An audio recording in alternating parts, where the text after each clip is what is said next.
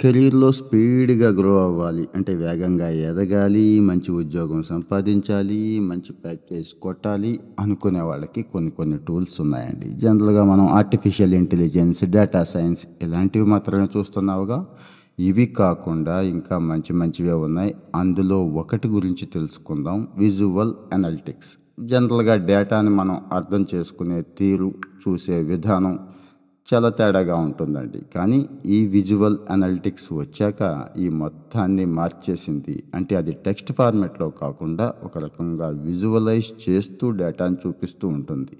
చాలా క్లిష్టంగా అంటే చాలా కాంప్లెక్స్‌గా ఉన్న డేటా కూడా ఈజీగా అర్థం చేసుకోవటానికి ఈ విజువల్ అనలిటిక్స్ అనేది ఉపయోగపడుతుంది. మరి బడా బడా వ్యాపార సంస్థలు అంటే పెద్ద పెద్ద ఆర్గనైజేషన్స్ ఉంటాయి కదండీ! గూగుల్ కావచ్చు, ఫేస్‌బుక్ కావచ్చు, అమెజాన్ కావచ్చు వీళ్ళందరికీ ఇది బాగా బాగా అవసరమైపోయింది. సో, ఈ ఏరియాకి సంబంధించి అంటే ఈ రంగానికి సంబంధించిన టెక్నాలజీ రోజు రోజుకి మారుతోంది. రోజు రోజుకి గ్రో అవుతోంది కాబట్టి ఈ విజువల్ అనలిటిక్స్ లాంటి వాటిల్లో అప్డేటెడ్‌గా ఉంటే ఖచ్చితంగా మంచి ఫ్యూచర్ అయితే వస్తుంది.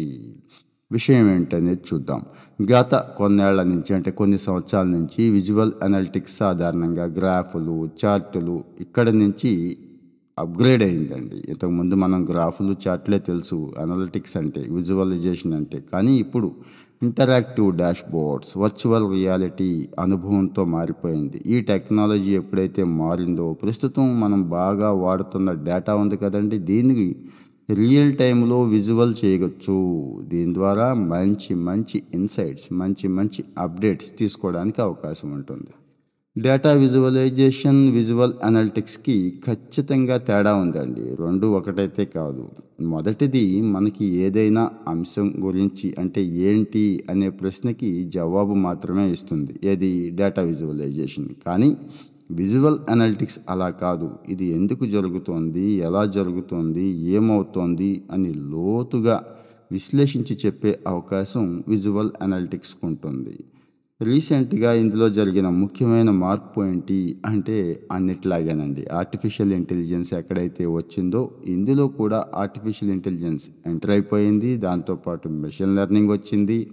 రకరకాల అల్గారిథమ్స్ మిక్స్ అయిపోయినాయి. ఈ టెక్నాలజీలో ఈ డేటాలో ఉన్న ప్యాటర్న్స్, ట్రెండ్స్‌ని గుర్తుపట్టేసి కాస్త పర్ఫెక్ట్ ఇన్సైట్స్‌ని ఇవ్వడానికి ఉపయోగపడుతోంది. So, AI based visual emotions, visual analytics డేటాని పూర్తి స్థాయిలో ప్రాసెస్ చేస్తోంది, ఆటోమేట్ చేస్తోంది. దీనివల్ల ఈజీగా మనకి ఇన్సైట్స్ వస్తున్నాయి. రీసెంట్‌గా వర్చువల్ రియాలిటీ ఏ రేంజ్‌లో పెరుగుతుందో మనకు తెలిసిందే. అటు ఫేస్‌బుక్ దగ్గర నుంచి చాలా చాలా మంది దీని మీద చాలా చాలా పరిశోధనలైతే చేస్తున్నారు కదా! మరి ఇక్కడే ఈ విజువల్ అనలిటిక్స్‌కి అవకాశం వస్తుందండి. ప్రస్తుతానికైతే ఆగ్మెంటెడ్ వర్చువల్ రియాలిటీ అనేవి జనరల్‌గా గేమింగ్, ఎంటర్‌టైన్‌మెంట్ ఇండస్ట్రీకి లిమిట్ అయిపోయున్నాయి. కానీ ఇప్పుడు ఆ లిమిట్ దాటిపోతుంది. ఇంత ఇంపార్టెంట్ టెక్నాలజీని విజువల్ అనలిటిక్స్‌లో అటు ఇంటరాక్టివ్ గాని, ఎంగేజింగ్ ఫీల్ పొందటం కోసం ఉపయోగిస్తున్నారు. ఇక్కడ ఏఆర్, వీఆర్ సహాయంతో ఎవరైతే ఉన్నాడో మన కస్టమర్ అతను డేటాని 3 డీ స్పేస్‌లో చూసే అవకాశం ఉంటుంది. దీనివల్ల ఏదైతే ఇన్ఫర్మేషన్ చూడాలి అనుకుంటున్నామో, ఇవ్వాలనుకుంటున్నామో దానికి సంబంధించి చాలా కాంప్లెక్స్‌గా ఉన్న విషయాలను కూడా చక్కగా విజువలైజ్ చేసి చూపించడానికి, చక్కటి అవగాహన కల్పించడానికి అవకాశం ఉంటుంది ఈ విజువల్ అనలిటిక్స్‌లో.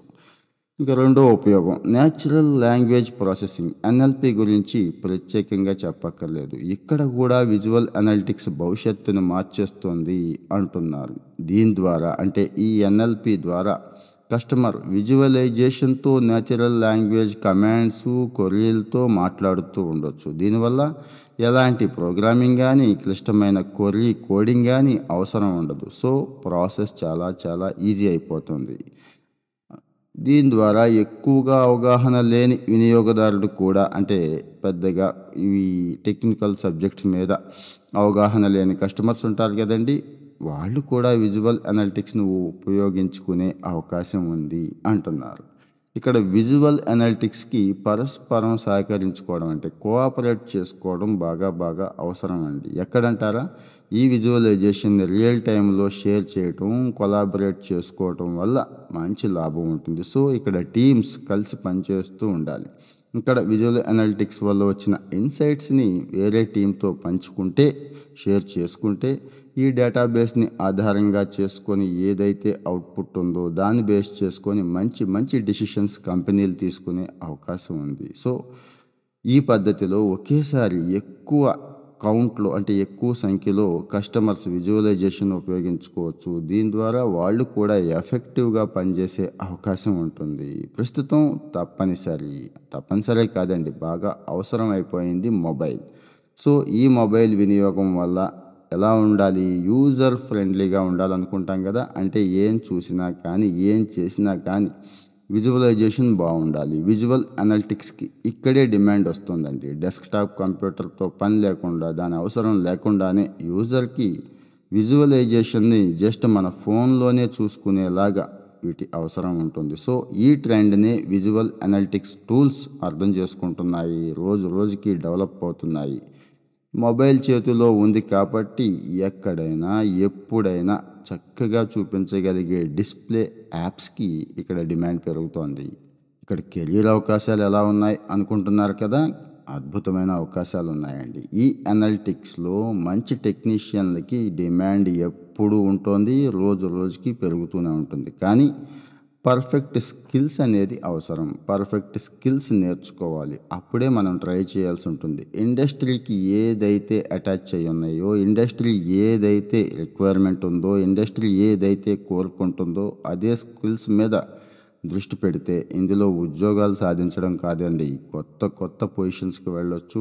కొత్త అంటే మంచి ప్యాకేజీలు కూడా తీసుకోవచ్చు. So AI, VR, NLP technology మార్పులతో విజువలైజేషన్ చాలా మార్పులు వచ్చేస్తున్నాయి. ఈ అభివృద్ధి మనం డేటా చూసే విధానాన్ని, డేటా అర్థం చేసుకునే విధానాన్ని, డిసిషన్ తీసుకునే విధానాన్ని కూడా ఎఫెక్ట్ చూపిస్తుంది. కాబట్టి ఈ మార్పు అనేది మంచిదే అనుకోవాలి. ఇంకా విజువల్ అనలిటిక్స్ రోజు రోజుకి చాలా పవర్ఫుల్గా తయారవుతుంది అనుకుంటున్నాం కదా. దీన్ని సక్రమంగా అంటే అక్రమంగా వాడేవాళ్ళు కూడా ఉంటారు కదా. సక్రమంగా వాడటం కూడా చాలా ఇంపార్టెంట్. డేటా ఎప్పుడు చాలా సున్నితంగా ఉంటుంది. సేఫ్గా ఉంచాల్సిన అవసరం ఉంది. సో సేఫ్ కస్టడీలో ఉంచుతూ డేటా సెక్యూరిటీని మెయింటైన్ చేస్తూ ఈ అల్గారిథమ్స్ని జాగ్రత్తగా అబ్జర్వ్ చేయాలి. సో చాలా బాధ్యతగా ఉండాలి. ముఖ్యంగా రక్షణ రంగం ఇలాంటి చోట్ల ఇంపార్టెంట్ ఉద్యోగాలు ఈ రంగంలో ఉన్నాయి అనుకుంటున్నారు కదా. విజువల్ అనలిటిక్స్లో స్కిల్ ఉన్నవాడికి ఇక్కడ marketing specialist, data specialist, data analyst, business intelligent analyst, business system analyst, business intelligence developer, analytics manager, software engineer, data scientist, data engineer లాంటి చాలా పోస్టులు అయితే ఉన్నాయండి. పేరుదేముంది, టెక్నాలజీ ఒకటే, టూల్స్ ఒకటే. సో వీటికి ఇక్కడ ప్రోగ్రామింగ్ దగ్గర నుంచి, విజువల్ డిజైన్ దగ్గర నుంచి, స్టాటిస్టికల్ అనాలిసిస్ దగ్గర నుంచి, database management and reporting, machine learning, UX, UI మీద అవగాహన ఉన్న వాళ్ళకి మంచి అవకాశాలు ఉంటాయి.